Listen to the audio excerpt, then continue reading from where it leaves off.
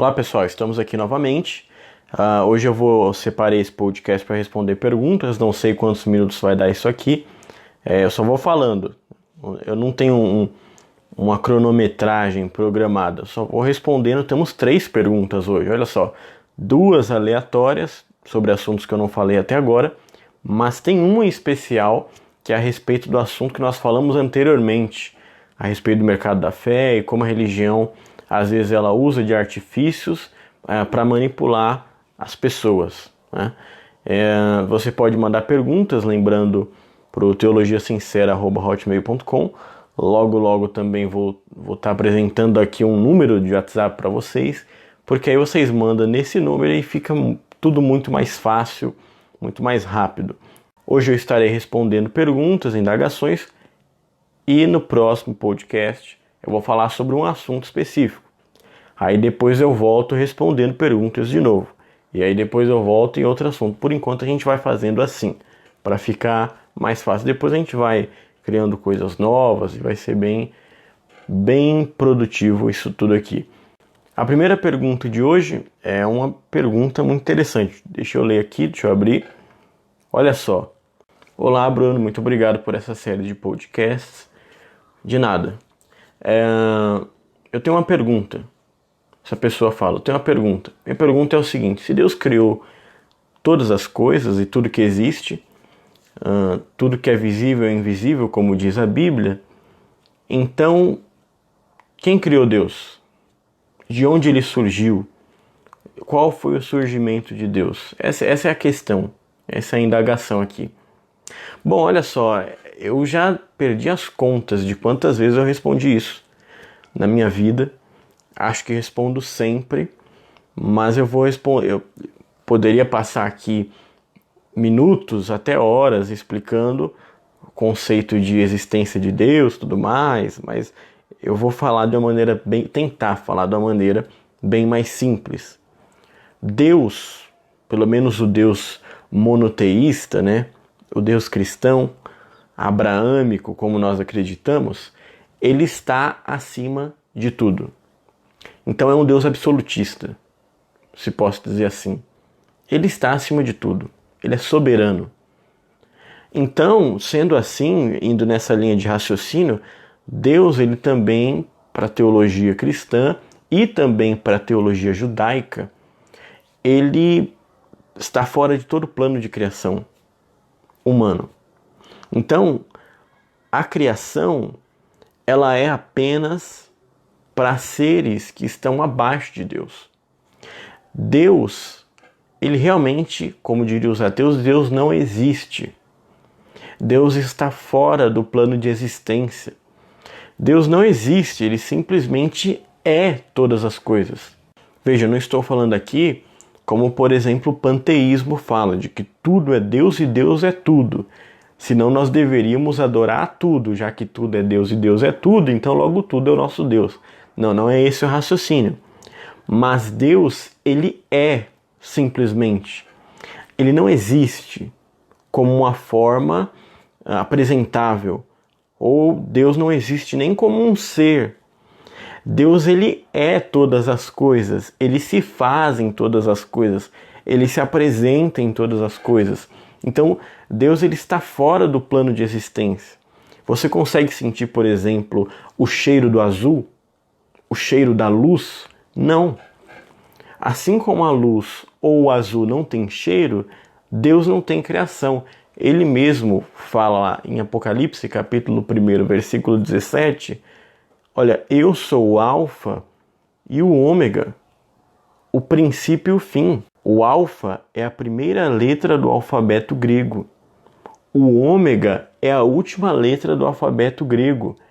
Jesus estava querendo dizer para os contemporâneos da sua época, que usava muito grego, através das revelações de João no Apocalipse, querendo dizer, olha, eu sou a primeira letra do grego e também sou a última. Em João capítulo 1, está lá, no princípio era o verbo, e o verbo era Deus, e o verbo estava com Deus, e com ele tudo foi feito, e sem ele nada do que foi feito se fez. Então, na existência, Deus, ele já era Deus. Antes da existência, ele já era Deus. Antes da criação dos céus, ele já era Deus. E ele sempre foi Deus, ele não teve um começo. Porque quem tem um começo vai ter um fim. E como Deus não tem um fim, ele não tem um começo. Eu sei que isso é tudo muito complicado. É tudo muito complicado de se entender. Não dá para explicar assim de uma hora para outra. Mas se você se esforçar, você entende. O problema é que a gente quer pensar em Deus com a nossa mente. Não. Com a nossa lógica, na verdade, Deus é ilógico. Deus é improvável. É por isso que não tem como você provar a existência. Eu vejo uns caras querendo provar a existência de Deus. É uns teólogos malucos, sabe? Quer provar a existência de Deus. Ou às vezes você pode pegar até uns documentários no Discovery Channel, nesses canais assim, que é provando a existência de Deus. Querem pegar a partícula de Deus, essas histórias.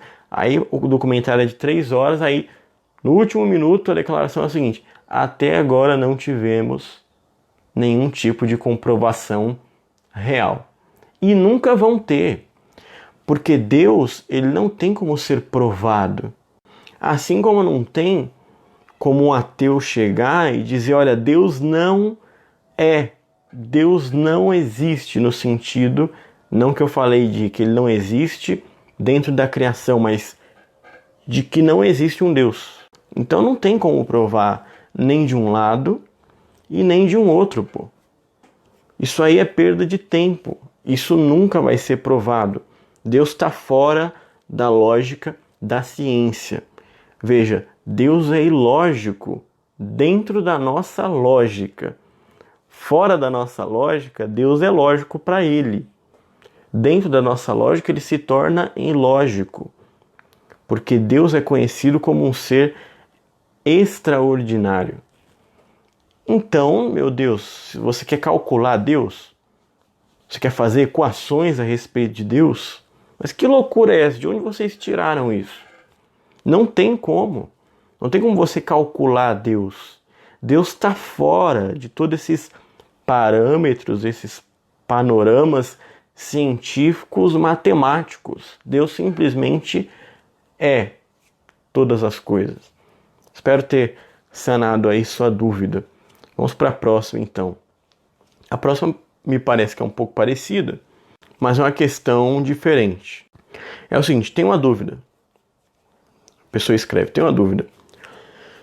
Se Deus sabe de tudo que vai acontecer, então por que ele colocou Adão e Eva no Éden e eles pecaram? Já que ele sabia de tudo que ia acontecer. Essa é a pergunta, né? Então, o que essa pessoa está querendo dizer? Bom, Deus sabe do futuro, logo ele colocou Adão e Eva no Éden, então ele já colocou intencionalmente, premeditadamente, sabendo o que iria acontecer. Deixa eu explicar, e aqui a gente vai entrar numa questão polêmica até, né, no campo da teologia, que aí entra o calvinismo, o arminianismo, mas eu não quero entrar nesse assunto. Não é a respeito disso que eu quero falar. Veja, eu não creio que Deus use da predestinação. A predestinação é o que o calvinismo prega. Eu falei que eu não ia entrar no assunto, mas eu tenho que falar isso. Eu não vou destrinchar o calvinismo nem o arminianismo, mas eu preciso falar isso. O que é a predestinação? É quando você já dita o que vai acontecer. É como se você fosse um escritor e você está escrevendo uma história. Você sabe onde aquilo vai terminar, você manipula os personagens. Ou seja, pro calvinismo, não existe um livre-arbítrio. Deus é a pessoa que está por trás de todas as coisas. Nós somos uma espécie de marionetes de Deus. Olha, isso não faz sentido. Faz um pouquinho de sentido na Bíblia. Faz um pouquinho de sentido na Bíblia e na teologia. Mas não está de um todo certo. Porque se é assim, Se tudo que está acontecendo hoje não é nossa responsabilidade, é Deus que faz, então o ser humano está isento de toda a culpa. Então, se um Deus fala que vai...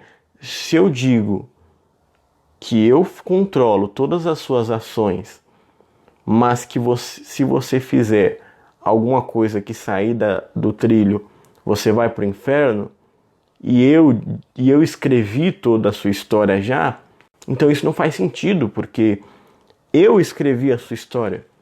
Como é que eu estou dizendo que se você vai sair da linha, você vai ser condenado ao inferno, você vai ser tido como culpado, sendo que é eu que escrevo a sua história? É eu que dito já tudo que vai acontecer, tudo que você vai fazer passa por mim antes. Na verdade, não que passa por mim, mas sai de mim. É minha ideia e eu vou te condenar. Ou seja, esse Deus é não um pouco, muito injusto. Demais. Então assim, se você acreditar que tudo que aconteceu, Deus quis que acontecesse, então a responsabilidade de tudo não é nossa. Essa porcaria toda que está acontecendo no mundo é culpa de Deus. Então esse raciocínio teológico calvinista, radical, leva toda a culpa das nossas ações, do nosso sistema político, de tudo, para Deus. Então não vamos fazer muita coisa porque Deus é que está predestinando tudo, Ele que está escolhendo todas as ações, então não vale a pena, pô. Agora existe uma outra coisa que eu acho isso mais sensato, de se pensar, mais plausível, que é Deus, ele tem pré-ciência. Pré-ciência. Deus, ele já sabe de tudo que vai acontecer. Veja, existe uma diferença entre pré-ciência e predestinação. A pré-ciência é quando você sabe do que vai acontecer. A predestinação é quando você dita o que vai acontecer. Você predestina o destino de alguém. Ou seja, você assinou embaixo, é isso que vai acontecer. Então assim, Deus pode predestinar, se Ele quiser? Pode, lógico, Ele é Deus. Mas essa não é a característica que Deus adere sempre. Tem coisas que Deus não predestina. A maioria das coisas Deus não predestina. Então assim, existe 3 tipos de tempo. Tem que explicar isso. O Cronos, que é o nosso tempo, que aí vem de ordem cronológica, dias, meses, anos, séculos. Tem o tempo Aion, que é o tempo da eternidade. Todos esses nomes são gregos, tá? E tem o tempo do Kairos, que é o tempo de Deus. O tempo que nós vamos falar agora é o tempo do Kairos, que nós estamos falando a respeito de Deus. O tempo Kairos, ele sai de dentro da nossa realidade de tempo e ele é um tempo misturado. Ou seja, como ele está fora da nossa realidade de tempo, o tempo Kairos é o tempo de Deus. Como ele está fora da nossa realidade de tempo, então ele não tem um começo. Lembra o que eu falei a respeito da existência de Deus? Mesma coisa. Não tem um começo, não tem um meio e nem tem um fim. O tempo de Deus, Deus não está vivendo todos esses anos um atrás do outro. O tempo de Deus é misturado. É um tempo fora da nossa lógica. Então, nesse momento que eu estou falando aqui, Deus está vivendo nesse tempo, está vivendo no seu passado e ao mesmo tempo no seu futuro. Deus está vivendo passado, presente, futuro, tudo no mesmo tempo. Eu sei, é loucura, mas é como eu falei. Se você quiser pensar em Deus com a sua mente finita, né, sua mente limitada, não vai dar certo. Nunca vai sair. Nós temos que tentar nos esforçar a pensar fora da caixa da lógica humana. Então, Deus, ele já viveu tudo. Não é que Deus exatamente já sabe do que vai acontecer no sentido de que ele fez já tudo com a intenção de acontecer. Não, é que Deus já viveu o seu futuro. Deus nesse momento está vivendo com você do futuro. Então ele já sabe de tudo que vai acontecer, porque ele já viveu tudo. O seu futuro não é novidade para Deus, ele já viveu. Pensar nisso bagunça a mente. Mas é a melhor forma da gente entender como que funciona o tempo de Deus e parar de aderir culpa a Deus. De dizer, bom, Deus colocou Adão e Eva no Éden, logo o culpado disso tudo é Deus. Porque Deus é bondoso, mas ao mesmo tempo ele nos colocou aqui, já sabendo o que ia acontecer, logo isso se configura em maldade. Escute, Deus ele já viveu todas as coisas. Existe livre-arbítrio? Claro que existe. O livre-arbítrio ele é essencial para o amor. Não existe amor se não existir escolhas. Sem escolhas não existe amor. Então não tem como falar de Deus se você fala que Deus predestina tudo. Não tem como você falar de amor de Deus se você acredita que tudo já está escrito, configurado. Não. A Bíblia diz que Deus ele também é amor. Logo, ele não predestina tudo. Porque quem ama não controla tudo. Agora, Deus tem o domínio de tudo, mas ele não controla tudo.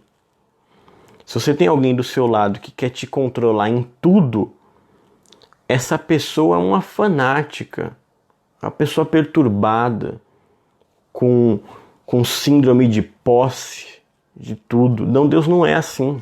Deus não é assim, desse jeito. Tem coisas que acontecem que Deus não quer que aconteça. Mas acontece não porque ele não é poderoso para evitar, é porque ele não evita, porque ele acredita no princípio da liberdade. Da liberdade. A Bíblia diz assim que ele veio para os seus, mas os seus não receberam. Ou seja, ele veio na intenção de receber os seus, mas os seus o rejeitaram. É o que a Bíblia diz. Mas é claro, você vai poder me apresentar aqui alguns versículos que fala, que dá a entender que Deus controla tudo. Mas aí a gente tem que ver o texto, contexto, qual a razão que foi escrito, para quem, porque é o princípio da hermenêutica, né? Que texto sem contexto vira pretexto para uma grande heresia. Então eu espero ter sanado aí a dúvida. Vamos para a próxima. Essa próxima, isso aqui é uma bomba, viu? Mas vamos lá. A pessoa diz assim, não vou citar o nome, não citei o nome das duas, não vou citar o nome dessa. A pessoa diz assim, sou pastor. No podcast anterior, você falou sobre o mercado da fé. Citou campanhas.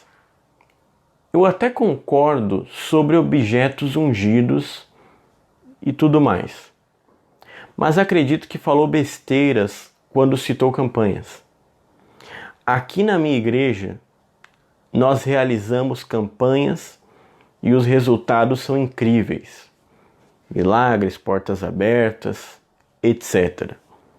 Antes de querer ofender alguma coisa, verifique melhor. Não. Sabe? Não dá.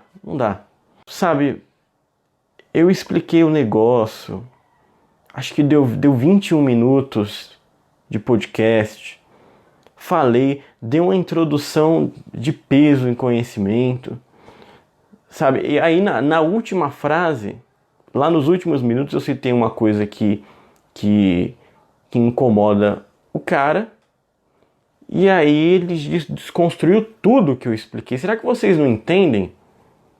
E, primeiro, vamos lá. Primeira coisa, não foi para ofender, foi uma constatação. Quando você fala uma verdade, não é ofensa, é verdade. Segunda coisa, não é porque está dando certo alguma coisa que você faz em relação a Deus que está certo. O que Jesus falou? Olha, se vocês pecarem, arranca os seus olhos, é melhor Eu prefiro que vocês entrem caolho no reino do céu do que enxergando no inferno. É claro que Jesus estava falando de pecado, por exemplo. Mas é mais ou menos isso. Eu não sou contra, eu não falei que sou contra campanha. O que eu quero dizer é que eu sou contra os efeitos e as superstições que essas coisas trazem. Porque vai lá, você faz uma campanha de 5 dias, 7 dias. As pessoas pedem, pode receber o que pediu. Só que na mente doentia das pessoas, elas passam a ter fé na campanha e não no poder de Deus. Na mente doentia das pessoas, só vai reproduzir um efeito se você fizer os tantos dias de campanha para você receber algo que você pede. Ou seja, a sua fé está nos dias, não está em Deus. É isso que eu quero dizer. Isso é paganismo, meu Deus do céu. Será que vocês não entendem, não entra na cabeça? Quando Jesus curou o coxo que estava lá no tanque de Betesda, o que acontecia? Eles ficavam lá esperando que um anjo tocasse na água para que ela se mexesse, eles pulavam na hora e eram curados. É claro que acontecia a cura. É claro que acontecia a cura quando eles pulavam lá no tanque. Mas Jesus estava nas redondezas e ele não percebeu que para obter o milagre não precisava ficar lá dias, anos para pular no tanque, bastava olhar para Jesus. Então não estou dizendo que não produz resultado, o que eu estou dizendo é que isso adoece a sua alma, adoece a sua mente. Aí você pode dizer, não, mas isso é para instigar a fé. Meu amigo, a fé não precisa ser instigada. A fé é uma coisa que vem de dentro. Tem a ver com princípios, com certezas internas. Então, pelo amor de Deus, para com isso. Para com essas crendices, entendeu? Vai estudar, rapaz. Vai entender o que é proposto. Vai entender realmente do que se constitui o evangelho e a certeza da cura e a certeza de tudo. Vai estudar, sabe? Porque não dá, eu já expliquei isso ontem. Eu não vou ficar aqui repetindo a mesma coisa que eu falei ontem pra você, pô. Quer dizer, você escuta todo o negócio e lá no final, não, falou mal, tapei meu ouvido, não lembro mais de nada que ele falou. Olha, tá respondido. Tá respondido. Não tô agitado por causa da pergunta, entendeu? Da afronta. Eu não ligo pra afronta. Agora, só não entra na minha cabeça eu ter falado tudo e o cara não ter entendido nada. É demais pra mim. Não dá. Não dá, pô. É demais. Mas enfim, esse é o nosso podcast de hoje, respondendo perguntas. Foram 3 hoje. Na próxima eu vou falar sobre um assunto específico, não vou responder perguntas, mas vai mandando. Quanto mais rápido você mandar, mais rápido eu vou responder. Então, até a próxima. Muito obrigado por ter acompanhado aqui. E lembrando, logo logo vou apresentar aí o número do WhatsApp para vocês mandarem pelo WhatsApp. Mas por enquanto, mandem teologiasincera@hotmail.com. Muito obrigado e até o próximo Teologia Sincera.